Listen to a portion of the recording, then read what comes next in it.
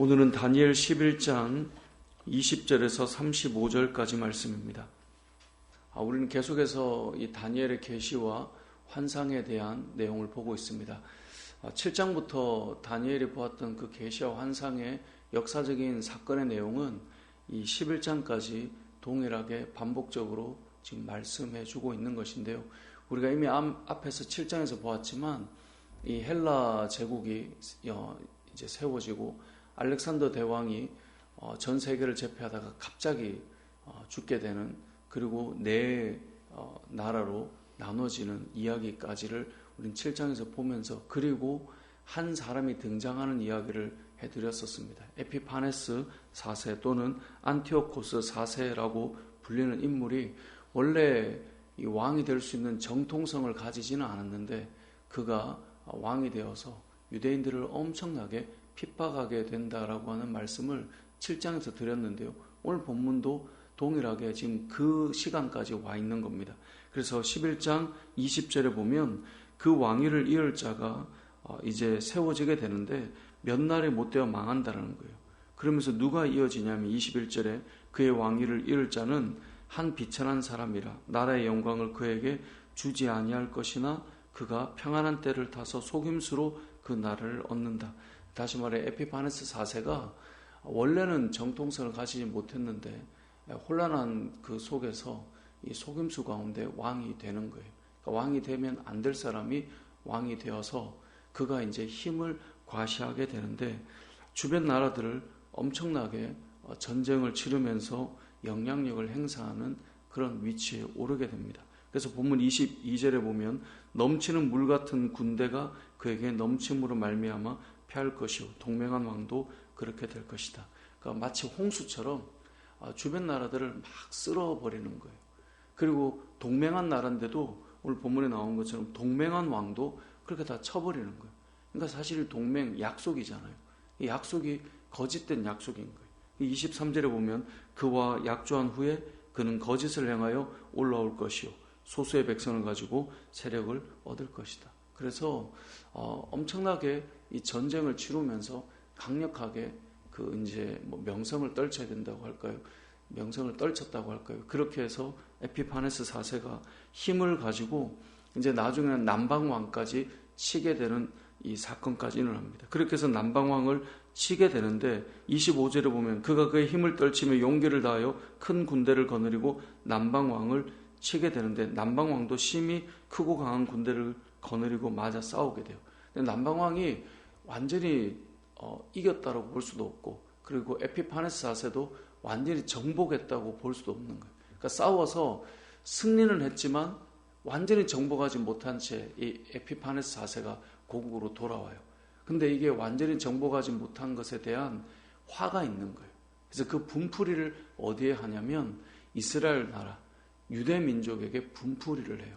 그래서 돌아오는 길에 이들을 유대인들을 치고 그들의 성소를 무너뜨리고 또 예배 드리는 것을 못하게 하고, 우리가 7장 8장에서 이미 보았던 그 사건을 지금 다시 기록하고 있는데요. 28절에 보면 북방왕은 많은 재물을 가지고 본국으로 돌아가는데 그는 마음으로 거룩한 언약을 거스리며 자기 마음대로 행하고 본토로 돌아갑니다. 그렇게 할 때 어떤 일을 행하는가 보면 30절에 보면 거룩한 언약을 배반하는 자들을 살필 것이고 군대는 그의 편에 서서 성소 곧 견고한 것을 더럽히며 매일 드리는 제사를 폐하며 멸망하게 하는 이 가증한 것을 세울 것이고, 다시 말해 우리가 앞에서도 보았지만 성전을 이들이 이렇게 더럽히고 그리고 예배 드리는 것을 아예 못하게 하고 그리고 거기에 우상을 세우고, 모든 것을 전쟁에 패한 것을 분풀이를 여기에 다 풀어놓는 거예요. 그래서 에피파네스 4세 때 엄청나게 이 고통을 당하는 이야기가 역사적으로 이루어지는 거죠. 근데 우리가 그때 보았지만 그러한 일들을 통해서 또 하나님의 백성들이 정결하게 되었다는 이야기를 우리가 좀 보았지 않습니까? 오늘 이 역사적인 이야기를 이 환상을 통해 계시를 통해 우리에게 보여주고 있는 것입니다. 이러한 일을 계속해서 반복해서 보여주는 또 우리에게 알려주는 그 이유는 무엇일까요? 결국은 이스라엘 역사에 너희가 하나님의 백성이지만 이방 나라를 통해 고통을 당하고 또 어려움을 당하게 될 것이고, 우리가 예배드리는데 어떻게 이럴 수 있는가? 예배드리는 것이 방해를 받고 어려움을 당한다라고 하는 이 일이 일어나게 됨을 통하여서 믿는 자들에게 고난이 있고 역경이 있다는 것을 보여주고 싶은 것입니다.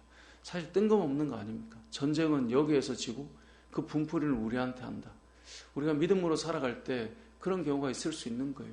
내가 잘못해서 오는 핍박이나 고난이야 뭐 마땅히 당할 수 있고 그럴 수 있다라고 생각하지만, 이건 생각하지 않은 그런 사건들이 나에게 찾아올 때도 있다는 거예요. 그러한 일들이 역사적으로 유대인들에게, 하나님의 백성들에게 일어난 것처럼 마지막 때에 주님이 오실 그 때가 다가올 때 믿는 자들이 온전히 살아가려고 하지만 핍박이 오고 고난이 오고 궁핍함이 오고 그리고 환난이 찾아오게 될 것이다 라고 하는 이 요한계시록의 말씀처럼, 그래서 다니엘의 계시록을 우리가 구약의 계시록이다 라고 말씀드리지 않았습니까? 그러니까 그런 일들이 우리에게도 일어나게 될 수 있다는 거죠. 그러면 신앙생활 하다 보면 억울함을 당하기도 하고요. 또 왜 나한테 이런 시간이? 라는 생각이 찾아올 때도 있다라는 거예요. 그러한 시간들 속에서도 오늘 본문 35절까지에 가보면 소수의 믿음을 지키는 사람들이 여전히 있었다라는 것을 보여주고 있는데요. 저는 이 땅도 마찬가지라고 생각합니다. 교회에 대한 평가나 지금 어떤 이 믿음의 세대가 점점 사라져가는 시대라고 이야기하거나, 저도 어제 이제 목회자들 노예 모임에 있어서 다녀왔는데 교회에 대한 여러 이야기를 듣고 그런 어려운 시대를 우리가 보내고 있지만, 그러한 때에도 믿음의 사람들은 있다는 거예요. 환란이 있고 핍박이 있어도 그 수가 적다 할지라도 여전히 믿음을 지키고 여전히 하나님을 바라보는 그런 사람들이 있다라고 하는 것을 오늘 본문의 이 마지막 35절까지 가보면 그 내용을 가지고 있는 것이거든요. 우리가 생각하지 못한 어려움이 올 수 있고요. 그리고 이 하나님의 나라의 역사가 뭔가 때로는 쇠락기처럼 보이기도 하지만 여전히 말씀을 지키고 고난 가운데 주님을 바라보는 믿음의 사람들이 있는 것처럼 저와 여러분이 그 자리에 서 있었으면 좋겠고요. 우리 교회가 하나님께서 바라보시는 그런 교회가 되었으면 좋겠고요. 여러분의 가정이 그러한 믿음의 가정이 되었으면 좋겠고요. 세상이 변하고 여러 가지 일들이 찾아온다 해도 변치 않고 하나님을 바라보는 믿음의 사람들이 정말 우리가 이 세상의 역사 속에서도 있어 왔던 것처럼 이 시대에도 동일하게 그러한 사람으로 저와 여러분이 살아가는 그런 믿음의 삶이 되시길 주님의 이름으로 축복합니다. 아멘.